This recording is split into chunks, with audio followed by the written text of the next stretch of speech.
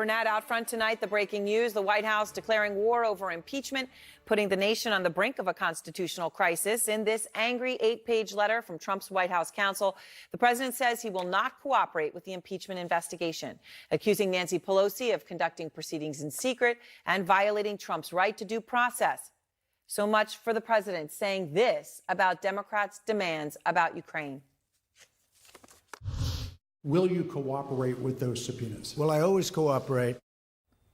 He is not playing word games tonight. It is war. And Trump's counsel writes in this letter, many Democrats now apparently view impeachment not only as a means to undo the Democratic results of the last election, but as a strategy to influence the next election. The irony, of course, seems to be lost that the impeachment investigation itself is about Trump trying to influence the next election by forcing a foreign country to investigate his rival Joe Biden. That's what happened on the phone call at the heart of this crisis. And tonight we are learning that one official listening to that call found it crazy and frightening. Those are the exact words a member of Trump's team used to describe Trump's call with the Ukrainian president. This official spoke to the whistleblower, who wrote a memo quoting these disturbing words the day after the call occurred. The official went on to say that he or she was, quote, shaken by what transpired between Trump and Ukrainian President Zelensky. Crazy, frightening. Not what the president has said nearly half a dozen times in just the past 24 hours about that call to the American people. He hopes that if he says what you're about to hear enough, that it will seem true to enough people. The call was a perfect call. It was a perfect call. It's a perfect call. That call is a terrific call. Okay.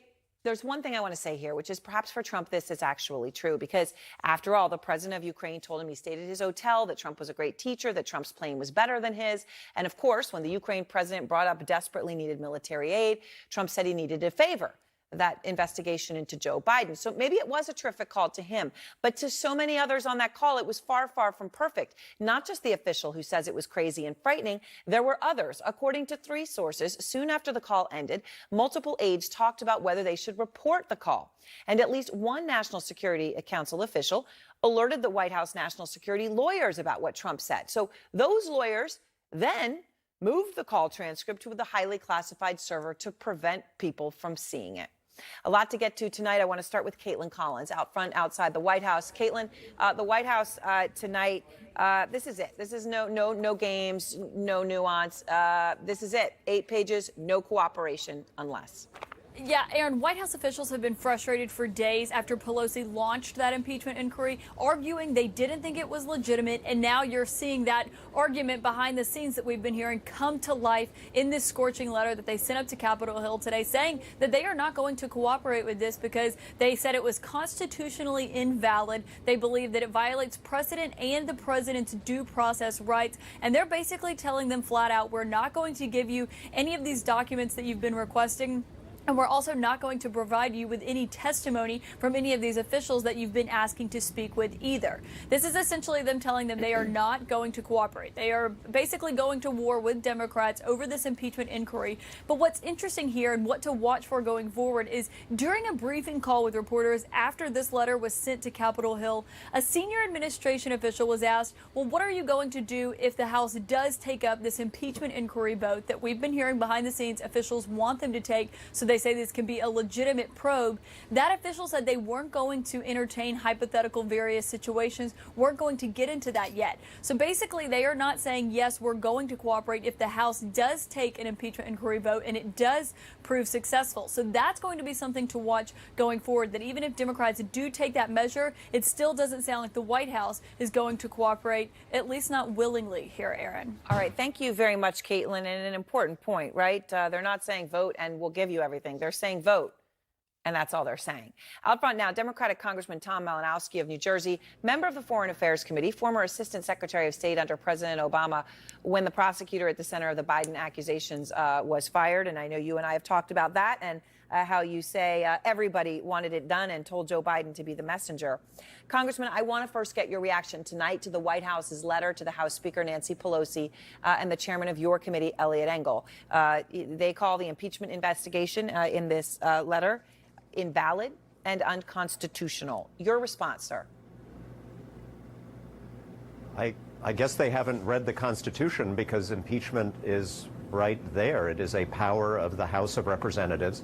As you know, the role of the House in this process is not to convict the president. We play a role akin to a grand jury. We investigate the charges, and we decide whether the president merits being put on trial by the Senate. And in a grand jury, you don't get the things that the president is demanding, the right to cross-examine witnesses and so forth. So whoever wrote this is completely unfamiliar with the most basics of the law in America, not to mention the Constitution. I would also say that, look, we're giving him a chance here. We already know most of the facts. We know that President Trump asked a foreign government to interfere in our 2020 election. We're giving them a chance to tell their side of the story. We're trying to give them due process by having these interviews and collecting this information. So if they choose not to avail themselves of that opportunity, right, it's actually their loss. So let me ask you, though, what happens here, because they're very clear here. They're not cooperating. The letter, the quote is, President Trump and his administration cannot participate in your partisan and unconstitutional inquiry under these circumstances. I want to be clear, as Caitlin pointed out, they don't say whether, if the House goes ahead and votes for a formal inquiry, that they would cooperate then either. And it is pretty clear that they would not. Is this a constitutional crisis? I mean, what do you do next? They just said they're not cooperating. What are you going to do? Well, it's absolutely clear that non-cooperation can itself be a charge against them in an impeachment process. It's obstruction of a constitutional process. And it's not necessarily going to stop us from getting the facts, because, again, we already know many of the facts. The president has admitted that he did what he did, which the vast majority of the American people consider to be highly inappropriate. So, we'll continue to talk to people. And by the way, the president can't order people at the State Department, for example, not to talk to the Congress. We've already conducted one interview. We will conduct more. Anybody who wants to talk to us can still talk to us, and I believe many people will. So they're only hurting themselves by taking this position. And they're saying, obviously, that, you all are threatening to withhold the salaries of State Department people who choose not to cooperate. I mean, in terms of non-cooperating, Gordon Sondland today was supposed to appear, and he willingly appeared. You didn't have to subpoena him. He was there. He flew in from Brussels. He came in. Moments before he was supposed to testify, Team Trump said, you can't go. And he's important, right? He's the guy who received the text message saying, I think POTUS really wants the deliverable when talking to then Special Representative for Ukraine. You have now subpoenaed him tonight to appear next Wednesday. So what are you going to do if he doesn't show up? They're saying, basically, I mean, they're not, it looks like they're not even going to go with a subpoena. Well, if they don't defend themselves against the evidence, the copious evidence that we already have, then I think it disadvantages them. This is, again, it's not the kind of investigation where we're starting with nothing. We're starting with almost everything. And we're trying to give them a chance to have a little due process here and to tell their side of the story. My guess is he wants to tell his side of the story. Maybe he thinks he didn't do anything wrong, despite what those text messages show. But if he doesn't show up, then we will assume what we know to be true. So, Congressman Malinowski, I want to ask you one other thing from this letter. Okay, it says, in the history of our nation, the House of Representatives has never attempted to launch an impeachment inquiry against the president without a majority of the House taking political accountability for that decision by voting to authorize such a dramatic constitutional step. Now, I want to make it clear. They are, it appears very clearly, not going to cooperate with you even if you were to take that step. But they are correct that the House did vote to authorize impeachment inquiries into Bill Clinton and Richard Nixon, that there was a formal vote taken. Why not hold such a vote? Well, there's no requirement to hold such a vote at the outset. I think most Americans, these are procedural issues that are not remotely as weighty as what the president appears to have done, trading our national security for political favors, for personal political favors. And I suspect, I think that Republicans in the House have been pressing this partly because they want a diversion and partly because I think that they see the way this is going. They see that each day we're learning new things that are outraging Americans of both parties. They see the way in which the polls are going, and they'd like to have this vote as quickly as possible to lock their members down, because I think they're afraid they may start losing votes. All right, so yeah, we're focused on getting the facts right now and providing the administration with due process. It's up to them to avail themselves of that. Thank you very much, sir. I appreciate your time. And next, more as this breaking news moves this hour. A prominent conservative lawyer saying the White House's response to the Democratic investigation could be an impeachable offense in and of itself. Plus, the president hiring a Republican who had been one of his staunchest supporters in Congress to represent him in the impeachment investigation. And breaking news, Bernie Sanders revealing new details about his campaign after suffering a heart attack. Really important.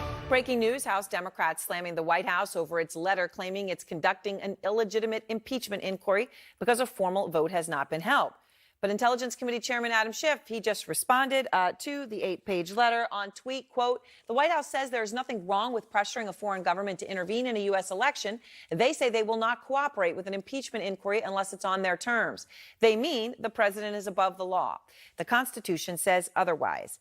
Out front now, CNN chief political analyst Gloria Borger, former advisor to 4 presidents, including Nixon and Clinton, David Gergen, and CNN legal analyst Ross Garber. He's defended 4 Republican governors facing impeachment. Also with me, former associate independent counsel for the Whitewater investigation, Kim Whaley. And I appreciate all of you taking the time tonight. Kim, let me just start with you. You have read the letter. The White House says the impeachment investigation is illegitimate. That's what it says. Is that true? No, I also have a book out on the Constitution in June, and people can read in there what the Constitution says, which is there's a 3-part system of government, and Congress in this moment is the only branch available to oversee the presidency. The letter essentially says impeachment itself is unconstitutional. You don't need to be a lawyer or a law professor to understand that that's nonsensical.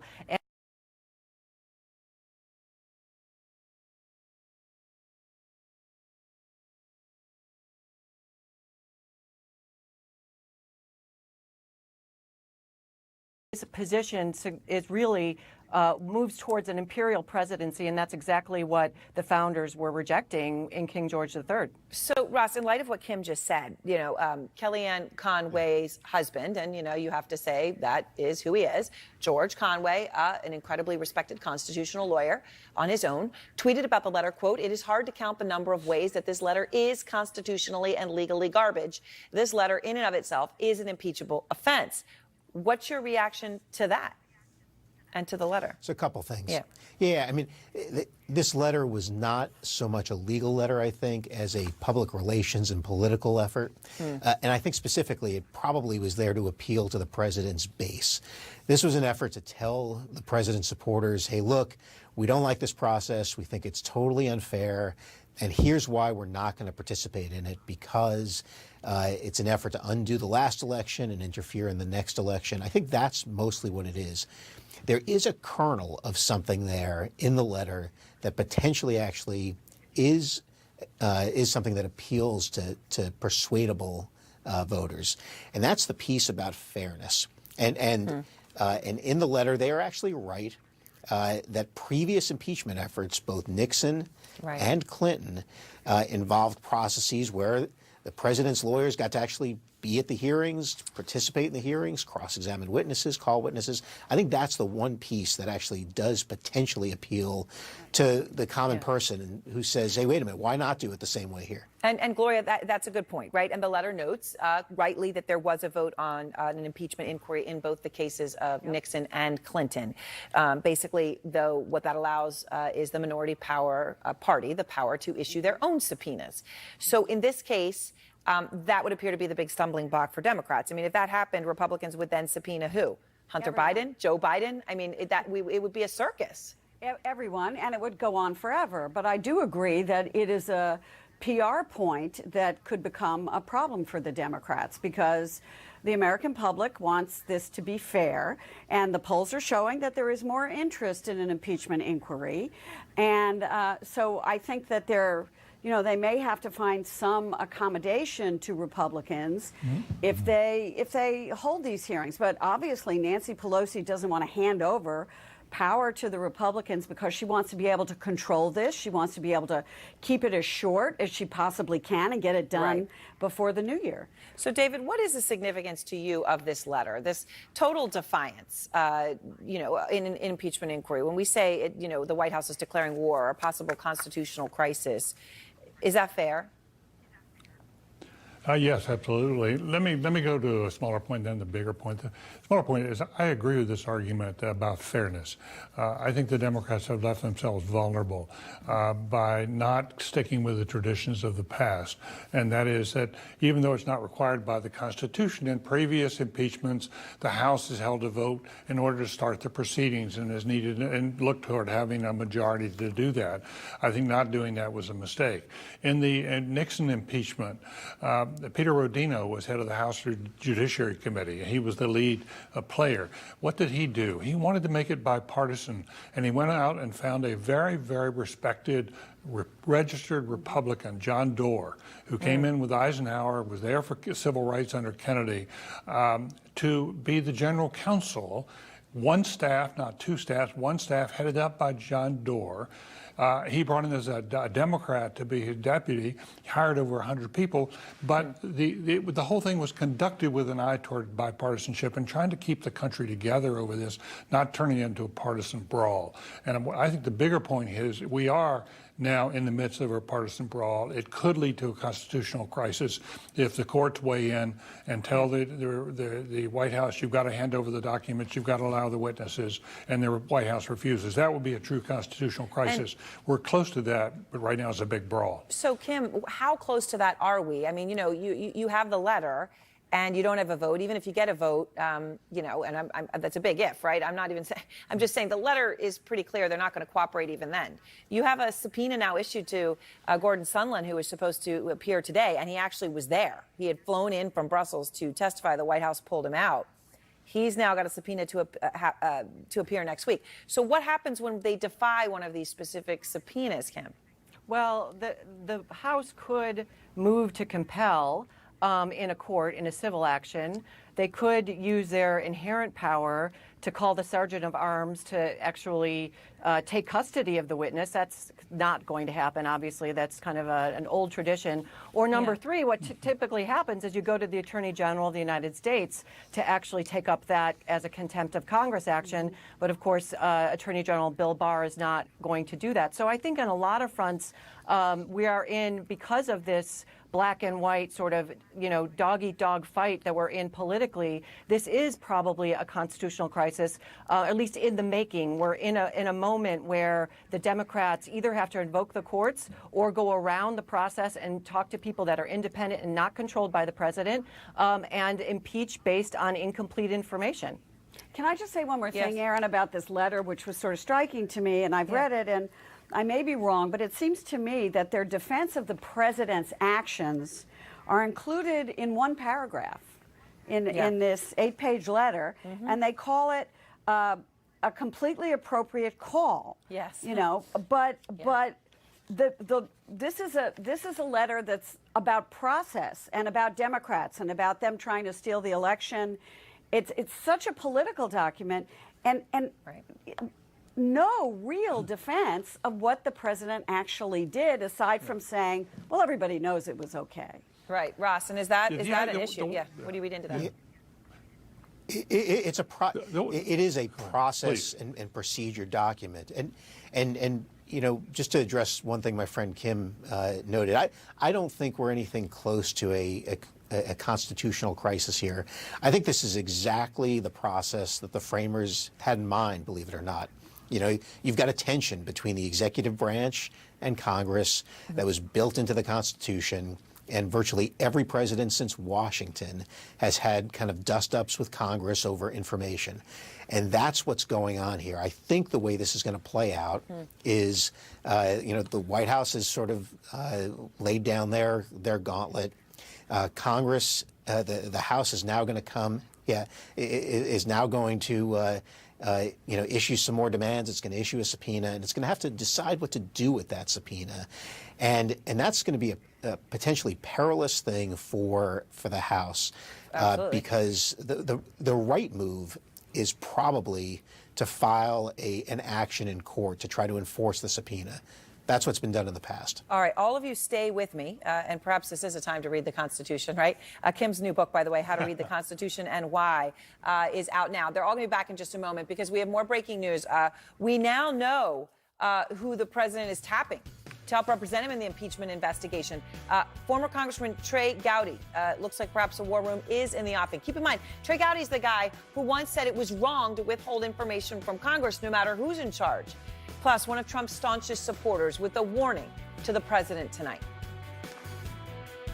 I mean, is this a threat to the president? Counsel for the president. Caitlin is out front. So, Caitlin, tell me what you know. So basically, Aaron, what we're hearing from sources is that in recent days and weeks, Trump allies had reached out to Trey Gowdy asking him if he was going to be able to help the president with this impeachment fight. That is what brought him to the White House today, where we're told by sources he had a meeting with the chief of staff, Mick Mulvaney, and essentially what he's going to be doing is helping the president with his impeachment strategy from the outside, serving in more of a general counsel role, helping not only with the legal aspects, but also with the public aspects of this. And this comes as you're seeing this fight inside the administration over how they're going to proceed going forward with this impeachment defense strategy, because initially we reported last week the president had been resistant to changes like that, not only setting up a war room, but also this idea of hiring additional lawyers. So we are now learning that Trey Gowdy is essentially going to be helping the president from outside the White House. Right now, he is not expected to join the administration and work internally. Instead, he'll be serving and consulting from the outside. All right, Caitlin, thank you very much. And Trey Gowdy, of course, was a very powerful figure in Congress, right? Led the Benghazi probe. He's a former federal prosecutor, has sided with Trump on some key things, but not on everything. And that could be important. Everyone's back with me. Ross, when you see someone like Trey Gowdy, though, who does know Congress so well, in addition to being a former prosecutor, is this a sign that Team Trump is truly worried now, realizes the gravity of the risk they face? Well, whether they're worried or not, it just makes good sense. This process, whether you call it a so-called impeachment process or an impeachment process, this is real. There are real investigations going on. There are real witnesses coming forward. There are real whistleblowers. This process is real, and it should be taken seriously by the White House and by the president. It makes good sense to, bring in somebody, like Trey Gowdy, who can, help interact with Republicans in Congress. So it's interesting on that point. I just want to jump in here because obviously Trey Gowdy, sided with the president on getting rid of Jeff Sessions. He led up Benghazi. You can see from a resume perspective why Trump might look at him and think it's great. He's been on Fox News a lot as well recently, Kim. But Trey Gowdy is not the kind of person who was always just a sycophant. Not that way, not at all. Here he is in 2012. They were talking about whether to hold A.G. Holder in contempt on Fast and Furious. Justice Department refused to hand over some documents, and here's what Trey Gowdy said. The notion that you can withhold information and documents from Congress, no matter whether you're the party in power or not in power, is wrong. Respect for the rule of law must mean something irrespective of the vicissitudes of political cycles. So, Kim, do you think he just doesn't feel that way anymore? Well, I think he just made the case for why the White House counsel's letter attempting to justify basically stonewalling Congress completely, not with respect to just specific issues, is flat out wrong constitutionally.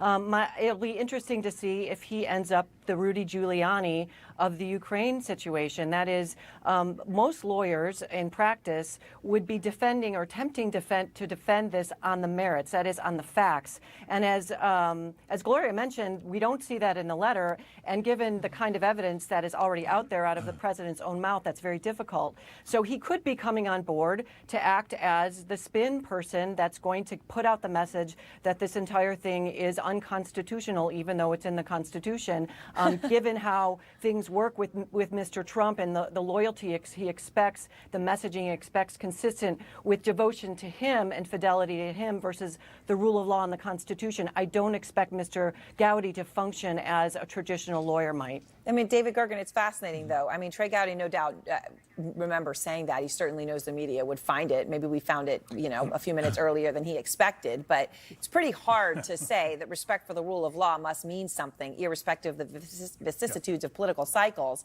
And you've got to hand over documents to Congress, no matter whether you're the party or not, the party in power or not. I don't know how you can square that with this letter. I don't either, and I think we're going to be seeing quite a bit of that tape in the days ahead as these fights continue. I think it's unclear still. I think Trey Gowdy is a warrior, and he fights hard. So he brings to this enterprise the spirit of Trump. Whether he's going to agree with him on a lot of the issues and what he actually is going to do, I think, is unclear. Is he going to actually run in effect, the war room for the White House, or is he an outside counselor and the general counsel in the White House does that? Does Mulvaney do it? Who's in charge here? If they don't figure that out, they're going to be at 6s and 7s inside and have more letters like this. I do think this letter is not a work of what a law firm would turn out. It's more of a screed. Yeah, it certainly does not appear to hit that standard by what anyone has been saying legally. Gloria, this comes in the context, though, of a new poll. This is the Washington Post Schar School poll. Majority of all voters, according to this, now back House Democrats' impeachment inquiry, 58%. Now, that includes nearly 3 in 10 Democrats, so a third of Democrats, which is obviously would be extremely significant if it is borne out in other polls. Unclear whether that will happen. And 57% of independents. If these numbers are accurate directionally in how this is moving, how significant is it? Well, it would be very significant because it's up substantially from where it was just a month or two ago. So I think that it would show a change in the American electorate. But again, this thing is just starting, Aaron. And so people are focused on this, and then it'll recede a little bit, I would predict. We have to see how this all plays out. We still know that generally, although it's down a little bit, Republicans are still quite loyal to this president and don't, by and large, support an impeachment inquiry. Although that's up, but I do think these things are dangerous right now to read too much into. They absolutely are, because it's unclear. It's early, as you point out, David. Though a Quinnipiac poll out today on impeachment. Look, on the point that Gloria is making on Republicans, a totally different number, 9%. So I think we have to wait and see how these things shake out. Yeah. But on independents, it matches what is in the Washington Post poll. 55% of Republicans supporting. Again, to remind viewers, it was 57% in the Washington Post poll. What does that say to you, David? I mean, because again, you look at the overall population, less than a quarter of people are registered as Republicans. So independents actually may matter more. Yes. They do matter. They do matter more. And if right from the beginning, the question has been, which party is going to get the independent support? Because that party is likely then to be able to drive not only the numbers up, but then have a big voice in what happens. So everybody is watching these polls with great interest. The Quinnipiac poll and the Washington Post poll are diametrically opposite on some angles, such as the Republicans, but they do both make the same point that Democrats have been making a lot of gains among independents. They could blow it if this fairness argument gains credibility, if it gains weight. We've all been talking about it. That could give the Republicans back some of what they're losing. Kim, before we go, I want to ask you, Lindsey Graham, obviously Republican senator, has been staunchly behind the president on this issue, is now saying he wants Rudy Giuliani to testify. Democrats have been leery of that on Republican terms, but Dianne Feinstein seems to be behind this. What do you expect? Rudy Giuliani, will he appear? Well, that's hard to say. I mean, if he appears in the Senate, he's obviously made clear what his terms would be, and if that is the way the Senate hearing goes, then it would make it difficult, I think, especially picking up on the process argument, the fairness argument, for the House then to come back and ask the kinds of questions the House would want. But it's important, I think, for people to understand there's a lot in that letter about due process. Due process tends to apply to criminal proceedings, and what the framers cared about was a government that bullied regular people. That's what due process. Before you can go to jail, before someone could execute you, you get process. process. It's not a very accurate frame for an impeachment proceeding, which is really about retaining a job, notwithstanding it's a job that's very difficult to get. All right. Thank you all very much. And before we go again, let me just put it up so everyone can see it. Kim, your new book, How to Read the Constitution and Why. As I said, Aaron. all of us Americans could benefit from that right now. Thank you. And next, more in our breaking news. The White House calling the impeachment investigation invalid and unconstitutional. But one of Trump's staunchest supporters warns it could be a mortal threat to his presidency. One of his staunchest supporters. Also breaking this hour, important, Bernie Sanders making a big announcement about. Breaking tonight, President Trump refusing to cooperate with the impeachment inquiry. The White House sending a scathing 8-page letter to House Democrats. Here it is, calling the process illegitimate. This, as a longtime friend, a confidant, a loyalist of President Trump's, is sounding the alarm tonight. Chris Ruddy warning that the investigation is, quote, moving in a bad direction for President Trump. Here is Mr. Ruddy. I mean, is this a threat to the president? I believe it's a mortal threat to his presidency. He certainly should treat it that way. Out front now, former Republican Senator Rick Santorum. Senator, what's your reaction? It sounds like he's saying, look, this is a mortal threat, and he should be treating it that way, referring to the president. Well, I think the appointment of Congressman Gowdy shows that they're ratcheting up the interest and concern at the White House. They should. I mean, they're, as they know, in the case they're making in this letter and other places, that the Democrats are serious. They want to get this president, and they've been trying to get this president from day one. And they have something they believe, as you see from the polls, has some traction.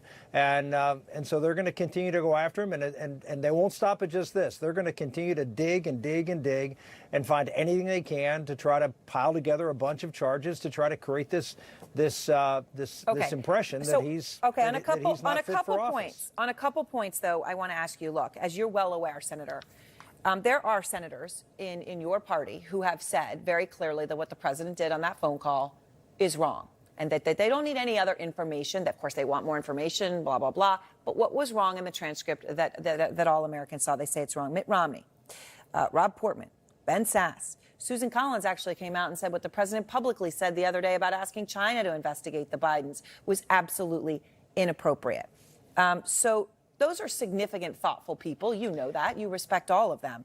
Yeah. Is there a chance that some of them say enough? That you actually have some Republican Senate votes for impeachment? I'll go back to what I know well, which was the Clinton impeachment, because I was there. I was I was very involved in the whole process that the House and Senate negotiated in going through the trial in the Senate. And what the problem was with what you're saying is that members of Congress may say, as a lot of Democrats said, that what President Clinton did was wrong. What he did was inappropriate. What he did was unethical. So they went all over the map, just like you're hearing from some of these members. They didn't like what he did. But it didn't reach the level, and that you should remove someone from office, you should nullify an election. And here's the difference. We're talking about doing that a few months from an election when this is all said and done, as opposed to at the end of another person's term. So there was no accountability. The electorate wasn't going to get a shot to remove Bill Clinton. So, Senator, this was it. And can I just ask you, because I've always enjoyed talking to you, and I always think of you as a very thoughtful person. Is it fair to say that what you read in that transcript is not the way you would have conducted a call with the president of Ukraine? Absolutely not. No, look, I mean, and this is where, as a Republican, I would say what the president said troubled me. What the president said was, I think, wrong. But I don't believe that rises to the level that you should remove a president from office because he said that. At what point does it, though, to you, right? I mean, if it's just someone was describing it the other day as it's sort of like running a red light. You run a red light and everyone says, oh, it's just one red light. And then you run another. And then by the time you've run 10, other people start to run them because nobody's enforcing running the red light. And at some point you say, is enough enough? We're going to start enforcing running red lights. Is that a fair analogy? I don't think so, because I think this is simply poor judgment. And I don't think we're going to impeach presidents for poor judgments. I don't think the president committed a crime there. I don't think he jeopardized the security of our country there. I think he simply made a bad judgment. And if we start impeaching presidents because of poor judgment and you don't care that he then did it publicly about China. I mean, he certainly doesn't learn from his poor judgment. He triples down on bad judgment. I think it was poor judgment. I don't think the president should be asking foreign powers to do that. But again, I go back to, this is a judgment call. The public, as we all know, you've heard this repeatedly on this network, they knew exactly what the kind of person they were voting for, who was going to say outrageous things and at times do things that are clearly not what most presidents would do, and he's doing it. And so the question is, the public, at least I think Republicans will say, the public should have a right to have a vote as to whether he's removed or not this political process. All right. Thank you very much, Senator. As always, I appreciate your